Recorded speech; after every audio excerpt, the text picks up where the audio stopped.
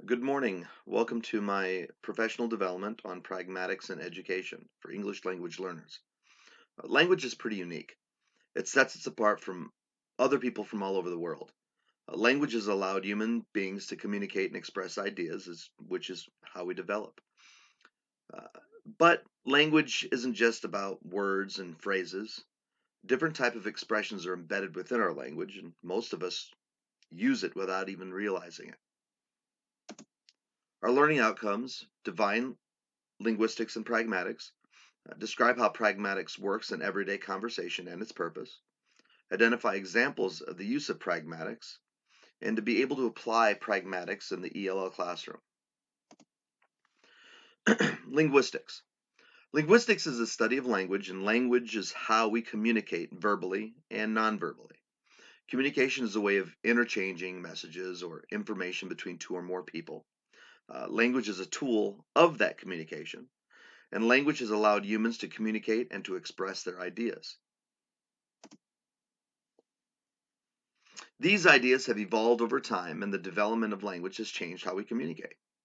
Different types of expression are embedded into our language, most of which we use without even noticing.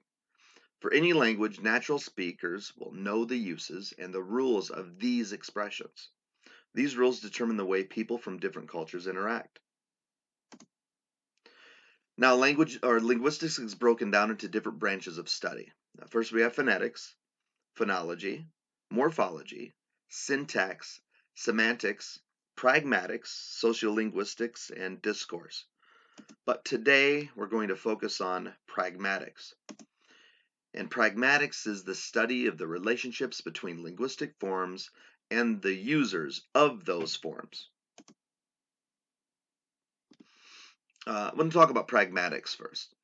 Uh, it's the pragmatic studies how language is used by real people in real context. In spoken discourse and written context, it's highly influenced by different cultures and social contexts. When we consider using pragmatics within our American educational atmosphere, we have to consider the structures and the context of other cultures and how they shape the way we use different varieties of English between other people, different speakers within our classroom.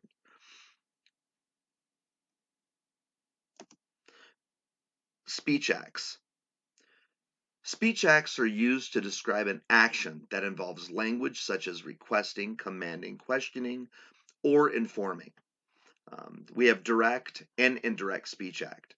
A direct speech act is when you seriously want to know the answer of something, or you just ask a question. Indirect speech act is when you want to make a request of someone rather than revealing the answer to what is asked. So when you say, "Yeah, the car will be there by 10 a.m." When you're saying that sentence, "The car will be there by 10 a.m." Not only are you just uttering a sentence, but you are performing the speech act of promising something. So basically, you're saying that I'm going to be there by 10 a.m. And this is how the speaker just utters and blurts an act in which they're promising. So that would be more like an indirect. Performative verbs. These are words that are carried out simply by means of just uttering them out loud. And the example I have right here is I now pronounce you husband and wife. Some other examples are someone's at the door, or you left the door open. Now I have an activity for you to do here. I want you to click on the link. The link is shared with each and every one of you through your copy here. Click on the link and just go ahead and perform the activity within the Google form. I'll go ahead and select it here so everyone can see what the activity looks like. Here's the Google form. What I'm asking here is which of these utterances contain performance or performative verbs? I apologize. He said he was sorry. I bet you $20. She won the bet. I drive a Mercedes. You must have a lot of money. And once you decide on which utterances contain the performative verbs, go ahead and write in the answer here, how did you decide this? I'll go ahead and give you 1 minute.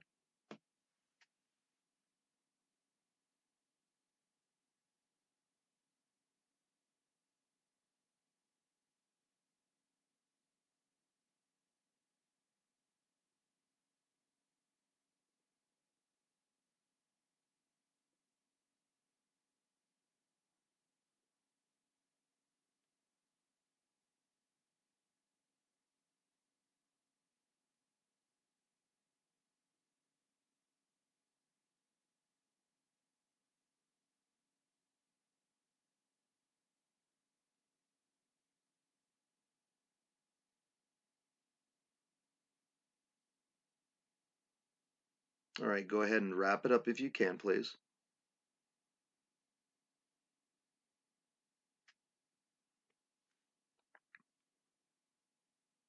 Okay, we're going to go ahead and move on with our professional development. I want to reflect on your responses there. How would performative verbs and speech acts help students learn? What are the other ways we can incorporate speech acts into our lessons to familiarize students with how we speak directly and indirectly? That's something that I want you guys to think about as we continue on with this professional development. Speech act theory. Speech act theory describes how language is used to accomplish things or acts. We have the locutionary act, which is the act of just saying something, illocutionary act, which is all about what the intention of the speaker is versus what he actually says, and perlocutionary act. It's our tone. It's how we inflect. It's the effects of maybe in the form of thoughts, imaginations, feelings, or emotions. Basically, it's the effect of the statement on the hearer. It's what the hearer hears, or maybe the hearer interprets. Right now, I'm going to show you guys a video. That's the language as a window into human nature. I want you to watch the video just to get a better understanding of language and indirect and direct speech acts, and the three relation types described in this video, which is dominance, communality, and reciprocity.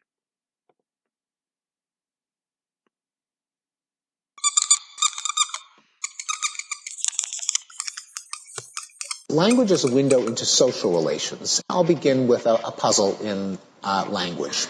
This one is taken from the movie Fargo, from a scene early in the movie in which a kidnapper has a hostage tied up in the back seat of a car and inconveniently is pulled over by the police because he's missing his plates. The police officer asks him to show his driver's license. He proffers his wallet with the license showing and a $50 bill extending ever so slightly. And he says to the officer, I was thinking that maybe the best thing would be to take care of it here in Brainerd, which the audience and presumably the officer recognize as a veiled bribe. Now, this is an example of what linguists call an indirect speech act, a case in which we don't blurt out what we mean in so many words, but we veil our intentions in innuendo, hoping for our listener to read between the lines and infer our real intent. And this is something that we do all the time, often without realizing it. For example, if you could pass the guacamole, that would be awesome. Now, when you think about it, that doesn't make a whole lot of sense. But we effortlessly recognize it as a polite request. We're counting on you to show leadership in our campaign for the future. Anyone who has sat through a fundraising dinner is familiar with euphemistic schnorring like that, which can be translated as, give us money. Would you like to come up and see my etchings? That has been recognized as a sexual come-on for so long that in the 1930s, James Thurber drew a New Yorker cartoon in which a man says to his date, you wait here and I'll bring the etchings down.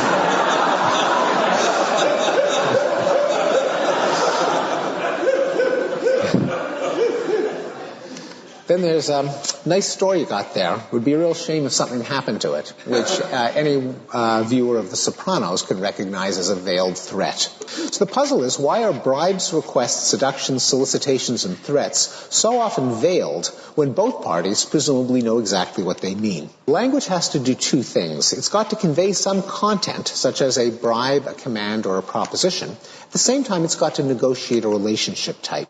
The solution is to use language at two levels. The speaker uses the literal form to signal the safest relationship to the listener, while counting on the listener to read between the lines to entertain a proposition that might be incompatible with that relationship. And politeness is a simple example. What's going on with, if you could pass the guacamole, that would be awesome? I think everyone would agree that it's a bit of an overstatement. And also, it's not clear why you should be pondering counterfactual worlds right there and then at the dinner table. Now, the listener thinks, assuming that the speaker has not lost his mind, the speaker says an outcome is good, therefore he must be requesting it. The overall effect is that the intended content gets through, namely the imperative, but without the presumption of dominance that would ordinarily accompany an imperative, namely an expectation that you can be commanding some other person to do what you want. Well, according to the anthropologist Alan Fiske, there are only three major human relationship types across the world's cultures. Each prescribes a distinct way of distributing resources, each has a distinct evolutionary basis, and each applies most naturally to certain people, but can be extended through negotiation to others, and that's where language comes in. So there's dominance, as I've mentioned, whose logic is don't mess with me, and which presumably we inherited from the dominance hierarchies that are ubiquitous among primates. Very different from that is communality, the ethos share and share alike, which evolved by a different route, namely kin selection and mutualism, and therefore is extended by default to kin, to spouses, and among close friends. Finally, there's reciprocity. You scratch my back, I'll scratch yours, which pertains to the business-like tit-for-tat exchanges of goods and services that characterizes reciprocal altruism. Now, behavior that's acceptable in one relationship type can be anomalous in another. For example, at a drinks party, you might go over to your husband or wife or boyfriend or girlfriend and help yourself to a prawn off their plate. But you wouldn't go up to your boss and help yourself to a prawn off his plate, because what you can get away with in a communality relationship, you can't get away with in a dominance relationship. Likewise, at the end of a dinner party, if you pulled out your wallet and offered to pay the host for the dinner, that would not be perceived as fair, that would be perceived as crass, because of the clash between reciprocity, which is what would be appropriate, say, at a restaurant, and communality, which is what we deem appropriate among friends. Now, those are cases where everyone knows what's appropriate, but in cases where the two sides aren't sure that they're on the same wavelength, a divergent understanding can lead to an unpleasant emotion, the one that we call awkwardness. For example, there can be awkward moments in a workplace when an employee doesn't know, or a student doesn't know whether to address a supervisor by their first name or to invite them out after work for a beer because of the ambiguity as to whether their relationship is governed by dominance or friendship. It's a well-known bit of wisdom that good friends should not engage in a major business transaction, like one of them selling his car to the other. The very act of negotiating a price can put a strain on the friendship, because what's appropriate in a reciprocity relationship is not appropriate in a communality relationship. The contrast between dominance and sex, as when a supervisor solicits sex from an employee, defines the battleground of sexual harassment. And even the two kinds of communal relationship of friendship and sex give rise to the anxieties of dating. Well, one remaining problem, which is why we resort to indirectness even when there is no real uncertainty. For example, when the listener knows the speaker's intent. People aren't naive, and it's hard to believe that any grown woman could be fooled by the line about the etchings. Nonetheless, there is something that is more comfortable about asking to see etchings than asking for sex. So what is going on there? The deniability is not really plausible. Why should an obvious innuendo still feel more comfortable than a direct overture that is in some sense on the record? To illustrate the problem with a scene from the romantic comedy When Harry Met Sally, where in an early scene of the movie, Harry makes a remark that Sally interprets as sexual, and she accuses him of, you're coming on to me. So he says, well, what do you want me to do about it? I take it back, okay? I take it back. She says, you can't take it back. Why not? Because it's already out there. He says, oh, geez, what are we supposed to do? Call the cops? It's already out there. Well, what is the psychological status of an overture that we feel to be out there or on the record that makes it feel so much more awkward than a veiled overture that's conveyed indirectly? And I think a key to this paradox is a concept that economists and logicians call mutual knowledge, which they distinguish from individual knowledge. In individual knowledge, A knows X and B knows X. In mutual knowledge, A knows X, B knows X, A knows that B knows X, B knows that A knows X, A knows that B knows that A knows X, ad infinitum. And this is a difference that has profound consequences.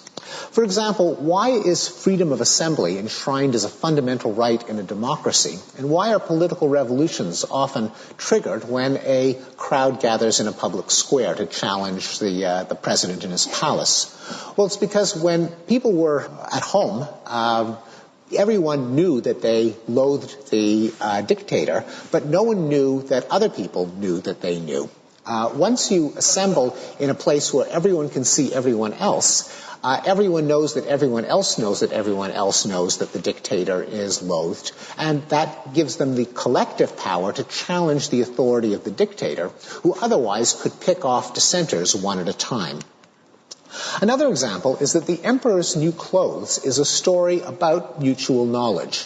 When the little boy said the emperor is naked, he wasn't telling anyone anything that they didn't already know, anything that they couldn't see with their own eyeballs. He was nonetheless changing the state of their knowledge, because at that moment, everyone now knew that everyone else knew that everyone else knew. Once again, that gave them the collective power to challenge the dominance of the emperor through their laughter. The moral of the story is that explicit language is an excellent way of creating mutual knowledge. And so here's the hypothesis. Innuendos, even obvious ones, merely provide individual knowledge, whereas direct speech provides mutual knowledge, and relationships are maintained or nullified by a mutual knowledge of the relationship type. So if Harry were to say, would you like to come up and see my etchings? And Sally says no. Then Sally knows that she's turned down an overture, and Harry knows that she's turned down a sexual overture. But does Sally know that Harry knows? She could be thinking, maybe Harry thinks I'm naive. And does Harry know that Sally knows that he knows? He could be wondering, maybe Sally thinks I'm dense. There's no mutual knowledge, and they can maintain the fiction of friendship.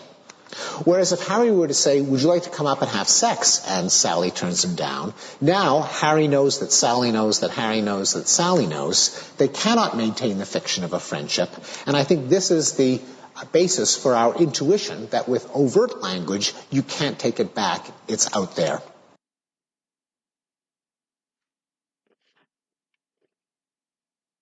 Okay, let's go ahead and move on. I thought that video is pretty important uh, because it gives you the understanding of what indirect and direct speech acts really are, being knowing the individual knowledge or mutual knowledge of understanding. So I thought that was a really cool example. Um, so in summary of the video, we don't normally just blurt out what we mean. We veil our intentions in innuendo, hoping for our listeners to read between the lines and infer our real intent. Language does two things.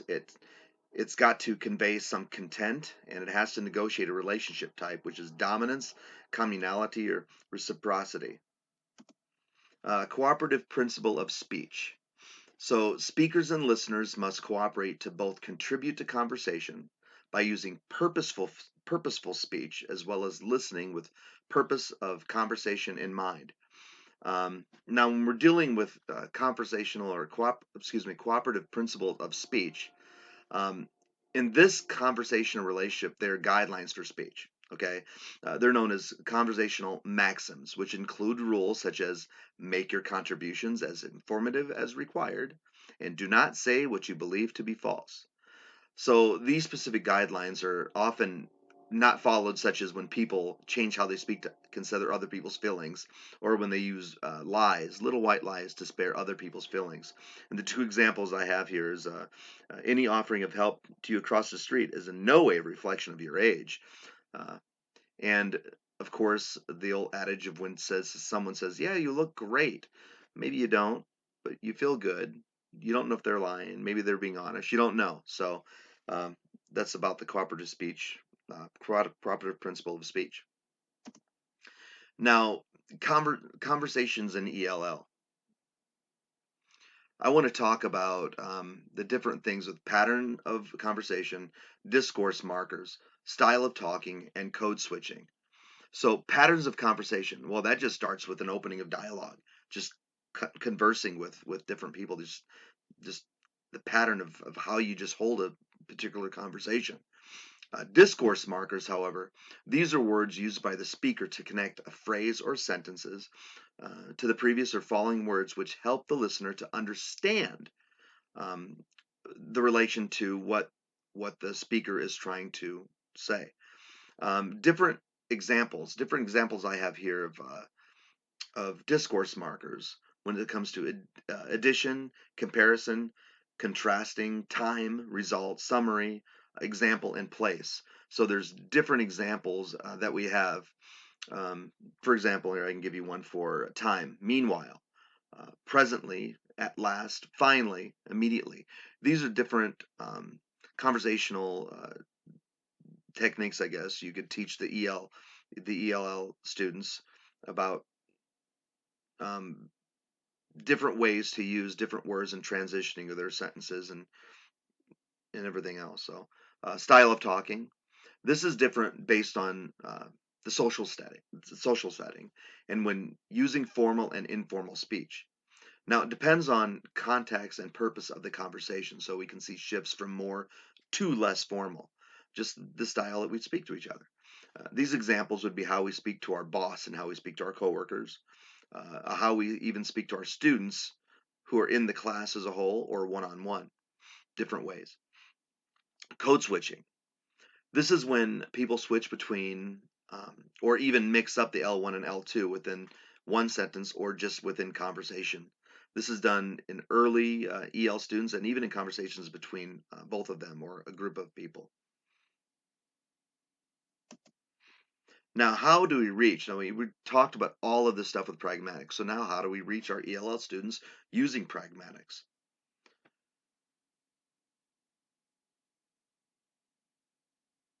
So teachers should use explicit teaching and meaningful practice. Um, we need to use push-in teaching opportunities. Let's talk about the explicit in teaching and meaningful practices. This gives the English language learner multiple opportunities to hear models of language used in different contexts. Teachers can use this opportunity to learn about their students' L1, um, which they use in certain contexts as a reference point for which their students are coming from, and how the student may be able to transfer or compare their L1 to their English. Push-in teaching opportunities. Now, people think push-in opportunities are just for spec ed kids, but they are for students not only with IEPs but with ILPs too. Uh, this is obviously inclusive within education and just brings instruction and necessary materials to the students that need them. Uh, Kagan cooperative learning. This is something that I was looking at in just so many different techniques to use with the ELLs. Team approach, build self-esteem, improve social skills, positive race relations, active engaged learning, develops higher level thinking, and resembles real life social and work environments. Sentence frames, using sentence frames. This is pretty good in math, okay, especially with word problems. And these are simple sentences that have words missing where students can fill them in order to communicate their ideas. Reading and writing partnerships. These are when students are paired with other students like themselves or newer ELLs that can be put with strong English speakers, EL students, as models for the English language just to help them improve. What does it look like? What does it sound like? These questions are for group discussions. We can use this at the beginning of the year. beginning of the year to talk about classroom procedures where the cafeteria is, lunchroom, library, how we behave in class, and how we behave and treat each other. Politeness. This kind of goes to the video too, because that little bit with being polite at the dinner table. This deals with using appropriate communication with peers. Just teach kids to be kind to each other, and teaching ELLs the purpose of using appropriate language based on a specific setting or situation that they're in. Now, the takeaways. I want you to type in the chat because I know this is all virtual right now. I want you to type in the chat your biggest takeaway from this PD. How are you using linguistics in the classroom? And what strategies do you use in your classroom with ELLs? I mean, or any of the strategies that I talked about, or do those interest you at all? I mean, what do you think about the different strategies that I talked about? I'll go ahead and take about 30 seconds or so to go ahead and type in the chat.